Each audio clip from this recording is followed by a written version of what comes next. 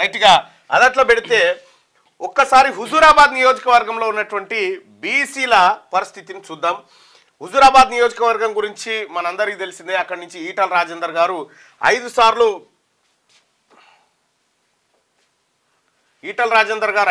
అక్కడి నుంచి ఎమ్మెల్యేగా గెలవడం జరిగింది. అసలు హుజూరాబాద్ నియోజకవర్గం కంటే ముందు అది కమలాపూర్ నియోజకవర్గంగా ఉండేది.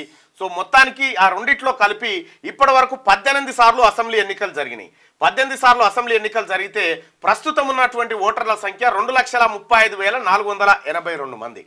2,35,482 మంది ఇక్కడ ఓటర్లుగా ఉన్నారు హుజూరాబాద్ కాన్స్టిట్యున్సీలో. బీసీ ఓటర్లు వచ్చేసి 61.7% ఉంటే ఓటర్లు 1,45,292 మంది. ఎంతమంది ఉన్నారు? 2,35,000లో 1,45,292 మంది బీసీ ఓటర్లు. ఇక నెంబర్ ఆఫ్ ఓసీ ఓటర్స్ ఎంతమంది ఉన్నారు? అప్రాక్సిమేట్లీ చూస్తే 8.58% ఉన్నారు, విచ్ విల్ బి అరౌండ్ 20,204 మంది రెడ్డి ఓటర్లు ఉన్నారు అక్కడ. 20,204 మంది. సో ఓసీలు. ఇక ఇక్కడ బీసీలేమో 1,45,000 మంది ఉన్నారు. అంటే వీళ్ళ ఓట్లు వీళ్ళు వేసుకున్న డిపాజిట్ కూడా రాదు. మరి ఇక్కడ ఏం జరిగింది? బీసీ ఎమ్మెల్యే ఒక్కడు ఈటల రాజేందర్ గారు 5 సార్లు హుజూరాబాద్ నుంచి గెలవడం జరిగింది. 1952లో పొన్నవనేని నారాయణరావు గారు ఇండియన్ నేషనల్ కాంగ్రెస్ పార్టీ నుంచి విజయం సాధిస్తే 1952లో జె వెంకటేశం సోషలిస్ట్ పార్టీ నుంచి అక్కడి నుంచి విజయం సాధించడం జరిగింది. హైదరాబాద్ స్టేట్ ఉన్నప్పుడు. ఇక ఆంధ్రప్రదేశ్ స్టేట్ విషయానికి వస్తే 1957లో పి నరసింగరావు ఇండిపెండెంట్ గా గెలవడం జరిగింది. ఇక గడిపల్లి రాములు ఈయన 62లో, ఆ తర్వాత 67లో ఎన్ఆర్ పోల్సాని, ఆ తర్వాత వడితెల రాజేశ్వరరావు, దుగ్గిరాల వెంకట్రావు, కొత్త రాజిరెడ్డి ఇండిపెండెంట్ గా గెలవడం జరిగింది. ఇక దుగ్గిరాల వెంకట్రావు, కేసరి సాయిరెడ్డి ఇండిపెండెంట్ గా గెలవడం జరిగింది. ఇక ఈ పెద్దిరెడ్డి ఇనగాల పెద్దిరెడ్డి గారు తెలుగుదేశం పార్టీ నుంచి 94, 99 2 సార్లు విజయం సాధించడం జరిగింది. ఇక 2004, 2008లో వి లక్ష్మీకాంతారావు అక్కడ నుంచి విజయం సాధించడం జరిగింది. ఇంకా 2009 నుంచి 2010 తెలంగాణ రాష్ట్ర సమితి నుంచి ఈటల రాజేందర్ గారు, 2014, 18 ఈటల రాజేందర్ గారు గెలిచిండ్రు. ఇక 5వసారి బై ఎలక్షన్ 2021లో జరిగింది. భారతీయ జనతా పార్టీ నుంచి ఆయన పోటీ చేసి విజయం సాధించడం జరిగింది. ఇక 2023 పాడి కౌశిక్ రెడ్డి ఇండియన్ బీఆర్ఎస్ నుంచి, ఇది తప్పు ఉంది, పాడి కౌశిక్ రెడ్డి ఇప్పుడు బీఆర్ఎస్ పార్టీ నుంచి అక్కడ విజయం సాధించడం జరిగింది. సో మొన్న జరిగినటువంటి ఎన్నికల్లో వచ్చినటువంటి వివరాలను, ఓట్ల వివరాలను ఒకసారి చూస్తే బీఆర్ఎస్ పార్టీ పాడి కౌశిక్ రెడ్డి 80,333 ఓట్లు సంపాదించిండు. బీజేపీ నుంచి ఈటల రాజేందర్ గారు 63,460 ఓట్లు సంపాదించిండు. ఇక ఇండియన్ నేషనల్ కాంగ్రెస్ పార్టీ నుంచి వడితెల ప్రణవ్ 53,164 ఓట్లు సంపాదించిండు. బీఎస్పీ నుంచి పల్లె ప్రశాంత్ గౌడ్ 2,150 ఓట్లు సంపాదించిండు. ఇక 1,1,200 ఓట్లు సంపాదించింది. ఇక్కడ పాడి కౌశిక్ రెడ్డి సామాజిక వర్గానికి ఉన్నటువంటి ఓట్ల సంఖ్య 20,000 కూడా లేదు. అదే ఈటల రాజేందర్ గారికి ఆయన బీసీ సామాజిక వర్గం నుంచి ఉన్నటువంటి ఓట్లు 1,45,000 ఓట్లు ఉన్నాయి. కానీ బీసీలు ఈసారి ఈటల రాజేందర్ గారిని పెద్దగా పట్టించుకోలేదు, పెద్దగా నమ్మినట్టుగా కనిపించట్లేదు. ఎందుకంటే ఈటల రాజేందర్ గారు ఎప్పుడు కూడా నేను బీసీల పక్షం, బీసీల కోసం అని ఎక్కడ కూడా పెద్దగా మాట్లాడాయన. అంటే ప్రజలు బీసీ అనుకోవాలి కానీ ఆయన బీసీ అనుకునేటువంటి పరిస్థితి లేదనే విమర్శ ఆయన. సో ఈటల రాజేందర్ గారు అక్కడ ఓడిపోవడం జరిగింది పాడి కౌశిక్ రెడ్డి చేతిలో.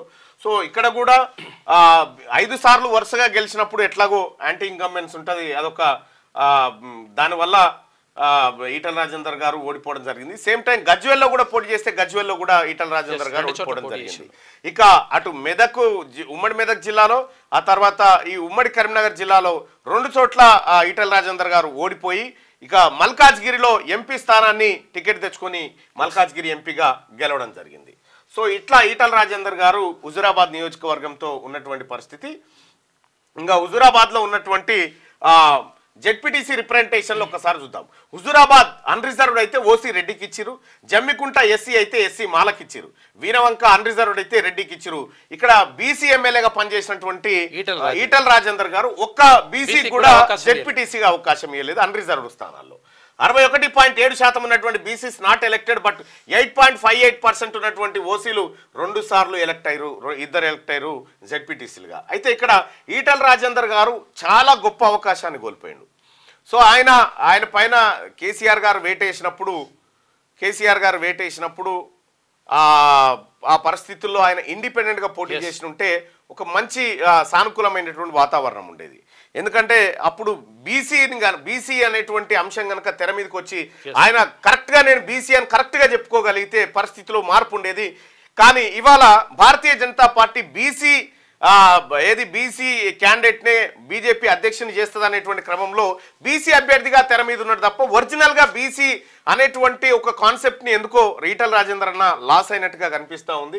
ఎందుకంటే ఈటల రాజేందర్ అన్న పాలిటిక్స్ అంతా ఇక్కడ ఈ రెడ్ల చుట్టూ వీళ్ళ చుట్టే తింపిడు తప్ప బీసీలను ఇంకొక స్థానంలో పైకి రానియలేదు అనేటువంటి విమర్శ. సత్యమణి కూడా ఈ సామాజిక వర్గం, ఆయన ఈటల రాజేందర్ అన్న సత్యమణి కూడా రెడ్డి సామాజిక వర్గానికి సంబంధించినటువంటిది.